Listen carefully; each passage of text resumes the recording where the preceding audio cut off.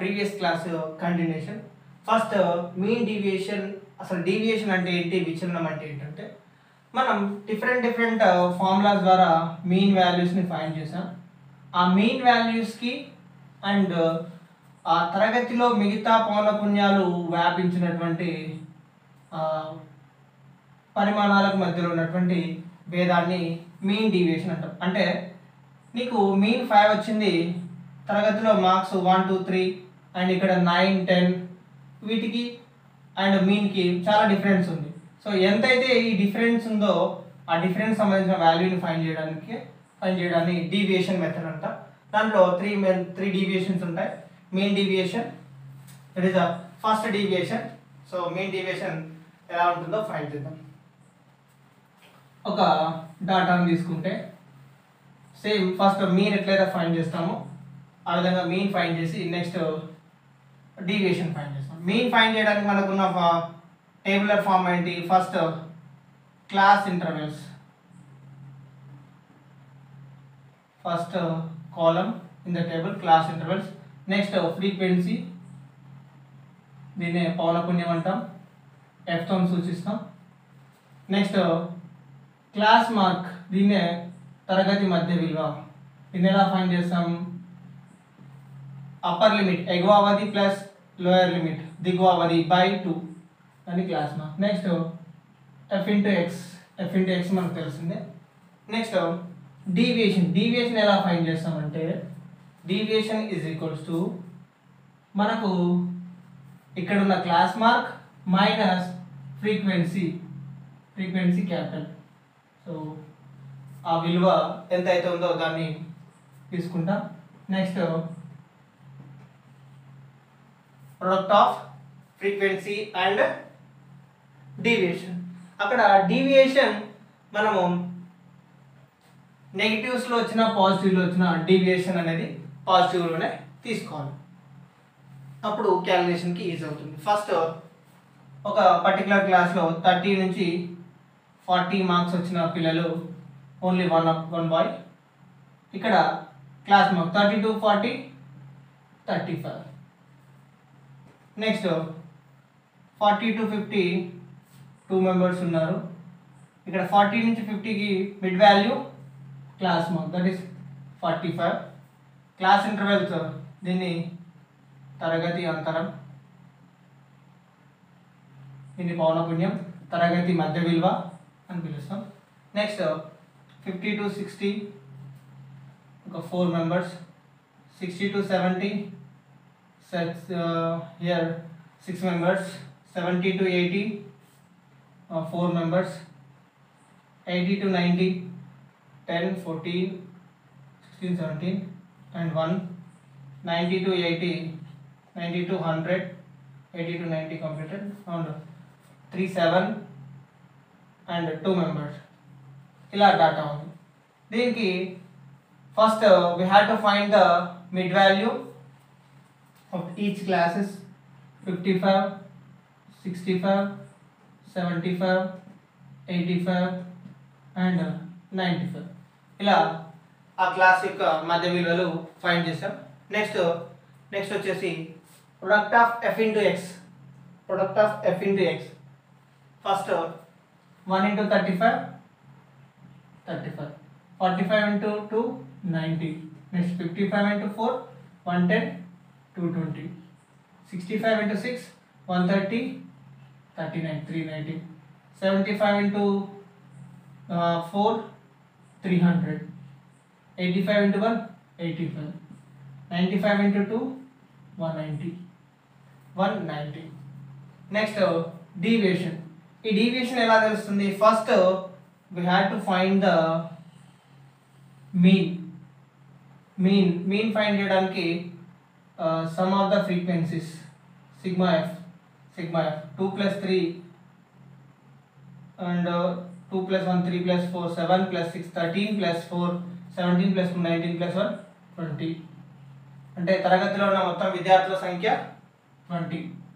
sum of the frequencies 20. Next product of the sum of the frequencies and fx. 5 plus 5 10 9 plus 1 10, 10 plus 8 18, 18 plus 9 27 plus 2 29, 29 plus 9 38 plus 3 40, 4 plus 1 5, 5 plus 3 8, 8 plus 3 11 plus 2 13, 1310, 1310.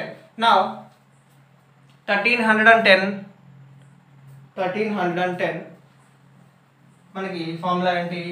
Sigma fx by sigma f is equals 1310 by 20, 0 0 cancel, and 2 6 are 12, 2 6 are 12, and 1 2, 2 5 are 10, and 2 5 are 65.5, 65.5, around 65 మనకు వచ్చినటువంటి mean. So ఇక్కడ 65 తీసుకుందాం, around 65 కాబట్టి x minus x value here capital X, that is mean. Capital X how much? 65. So 65 minus 35, here 30. 65 minus 35, x value minus 65, 30. Next 45 minus 65, 20. 55 minus 55, 10. So 65 minus 65, 0. Next 75 minus 65, 10, 20, 30, 30. Here, sir, 35 minus 65 minus 30, sir.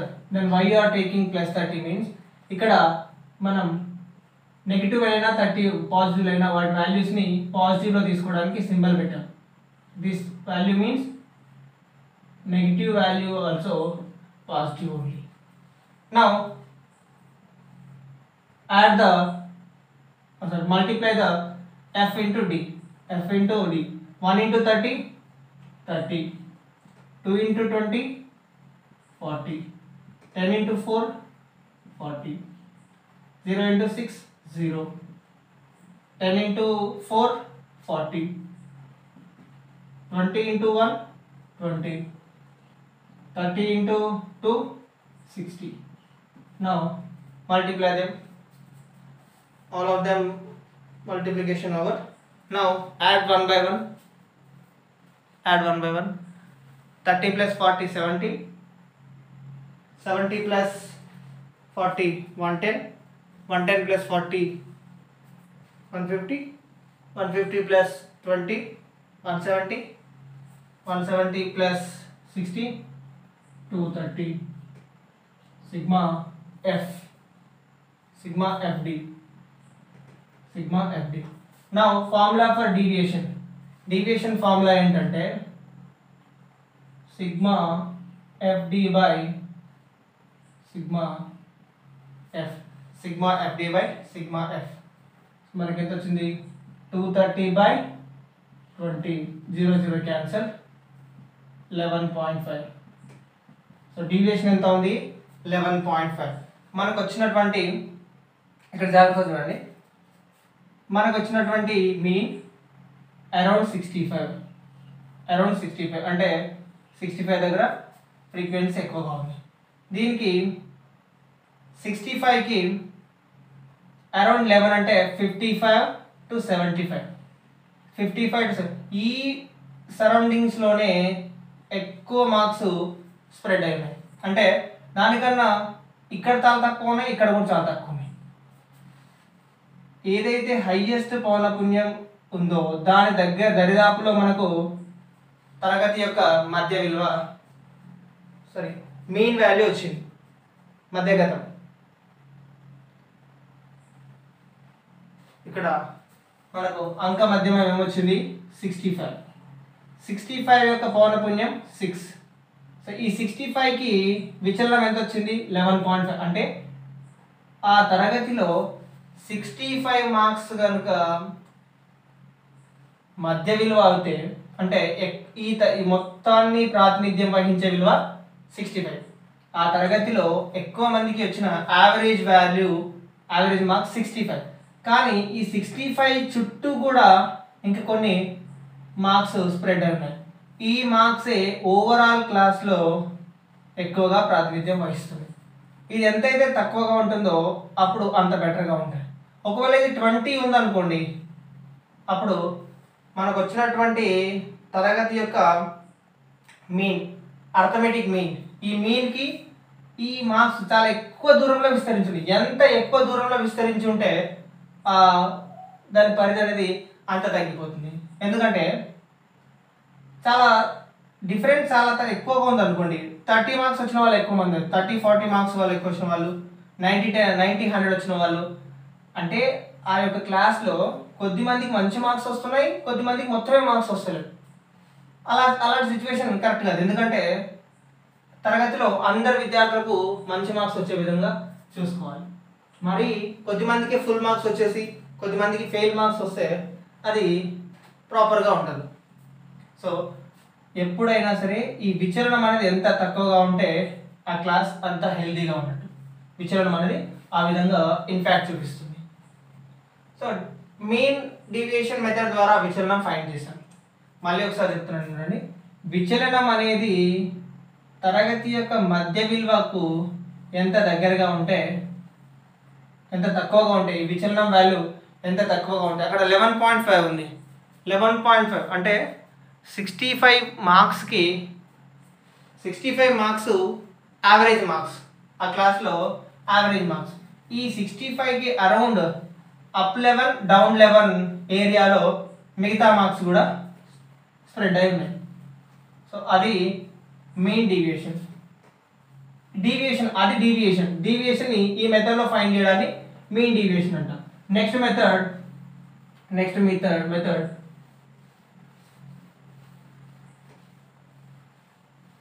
Quartile deviation. Next deviation quartile deviation. Next మనకి deviation find చేయడానికి 3 methods ఉన్నాయి. Second method quartile deviation.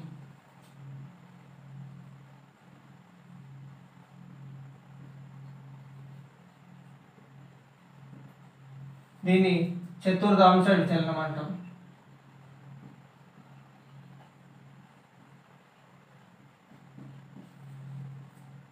అంటే సగటు మనకు ఒక value వచ్చింది, ఈ సగటు చుట్టూ ఎంత దూరంలో మిగతా వాల్యూలు స్ప్రెడ్ అయ్యాయని తెలుసుకోవడాన్ని డీవియేషన్ అంటారు. ఆ డీవియేషన్లో మొదటి విచలనం ఫైండ్ చేసాం ఇప్పటివరకు. నెక్స్ట్ సెకండ్ మాధ్యమిక విచలనం తర్వాత క్వార్టైల్ డీవియేషన్. ఈ క్వార్టైల్ డీవియేషన్ అంటే మొత్తం మనకు వచ్చిన సమాచారాన్ని 3 క్వార్టర్స్గా డివైడ్ చేసుకొని దాంట్లో మనకు వచ్చినటువంటి మొత్తం సమాచారాన్ని ఫస్ట్ సేమ్ ఇందాక టేబుల్ని డ్రా చేద్దాం. డ్రా చేస్తే 30 to 40 ఇందాక అన్నట్టు 1 మెంబర్, 40 to 50 ఒక 2 members, 50 to 60 4 members, 60 to 70 6 members, 70 to 80 ఒక 4 మెంబర్స్, 80 to 90 1, 90 to 100 2 మెంబర్స్. ఇలా విలువలు పౌనపున్యాలు స్ప్రెడ్ అయినాయి.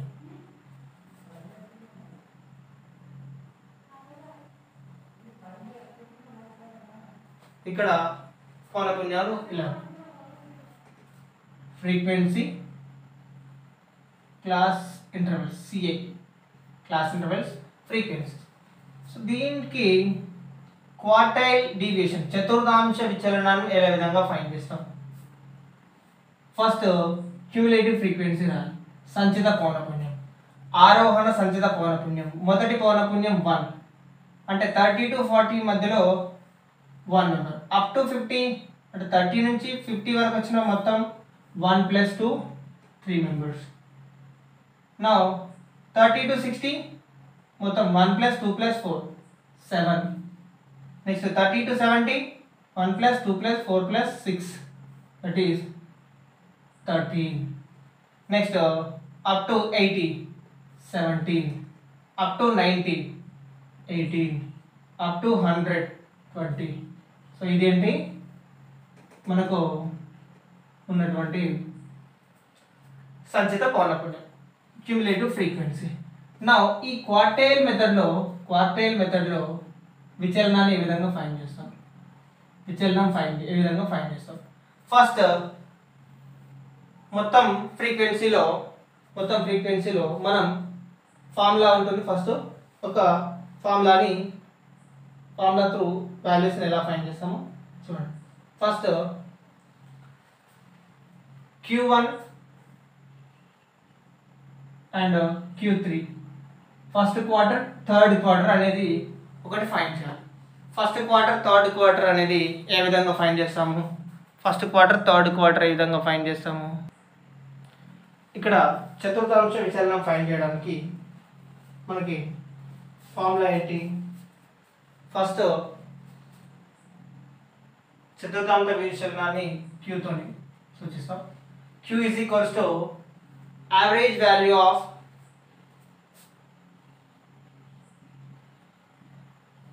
Q3 minus Q1 by 2. ఇక్కడ what is that Q3 and what is that Q1? First Q3 formula and next what is the terms in that formula I will explain. First Q3 formula is equals to L3 plus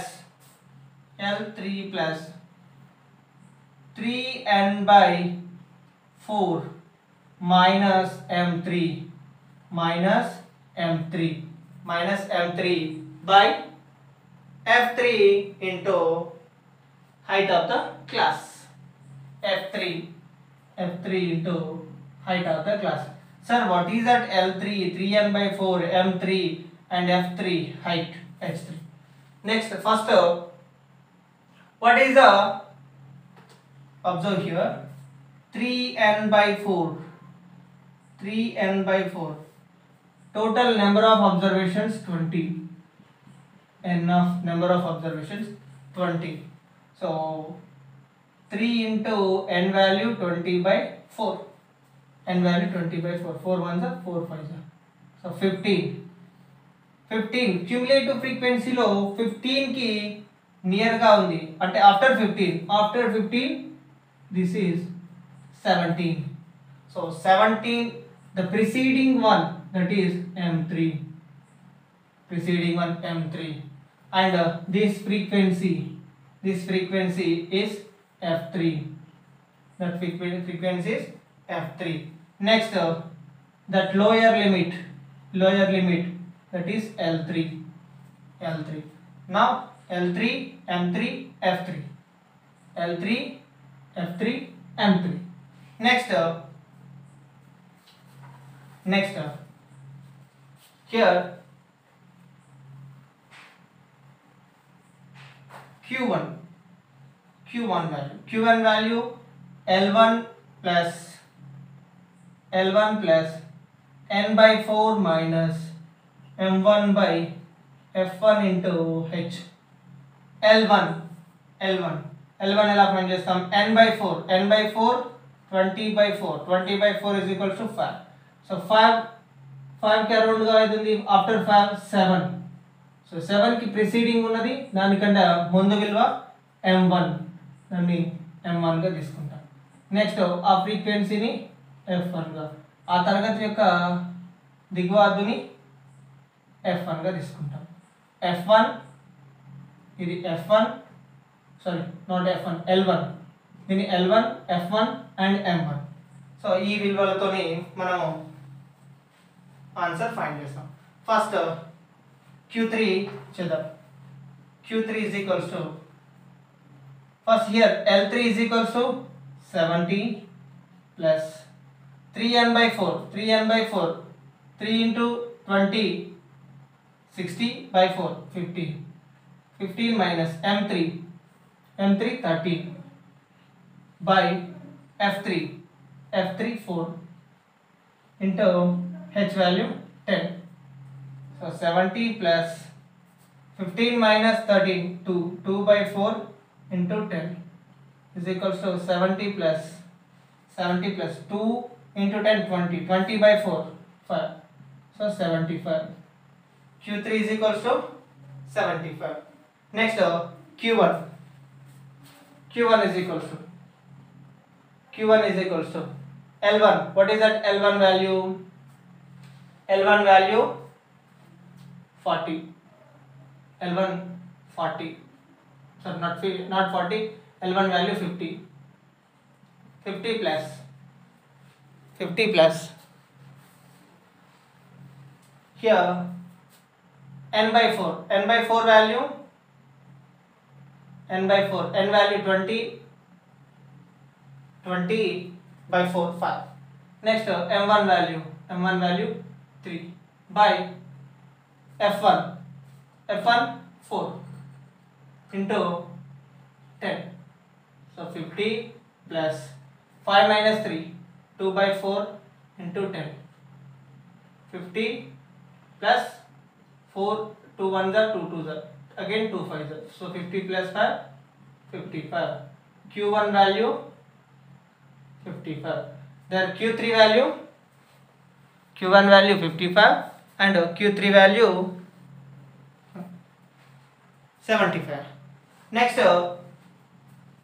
quartile deviation. Quartile deviation Q is equals to Q3 minus Q1 by 2.